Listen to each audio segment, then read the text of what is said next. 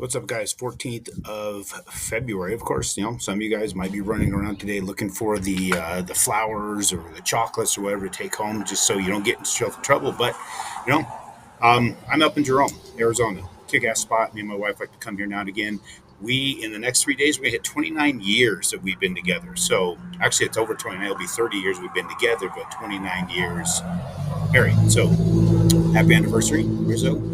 Let's get a little bit into LLCs. We talked about it last time, but one thing I want to remind you, when you're wanting to buy investment properties with LLCs, you want to be able to purchase those things and put it in the LLC right out of the gate. So you want to be able to have the property contract in the LLC, take title in the LLC, get the loan in the LLC.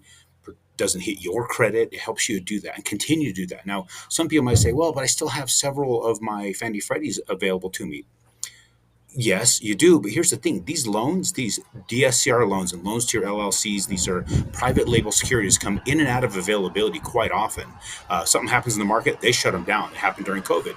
So I'm of the mindset you get them all you can while you can, because then you can always go and use the Fannie Freddie ones to use up if you ever get in a spot where they shrink this availability. So remember that when you're thinking about which one should I get. Rate might be a little bit higher when you're doing an LLC loan. Doesn't matter about the rate. We know that. If you have any sort of question about that, call me. We'll talk about it. But let's talk about the market. Right now you're seeing the charts behind me. I'm going to shrink my face so you can see what we got going on here. So mortgage-backed securities took that monster hit 2 days ago because of the CPI. Then yesterday, the producer price index coming in more in expectation and slightly high in the core, but it still returned back quite well. And today, I still don't have the data that pushed us above this particular ceiling, and now we're using that as support.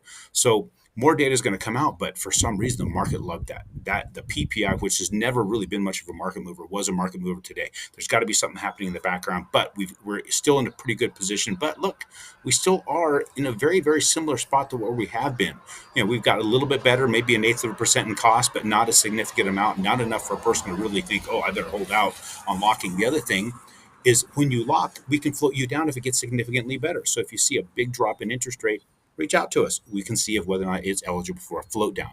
Those float downs are game changer, practically free. So there's no reason why you shouldn't lock. There's no reason why you shouldn't protect it. As long as you know when you're going to close, we'll take care of you. Have a happy Valentine's Day. Hope you guys have a great weekend.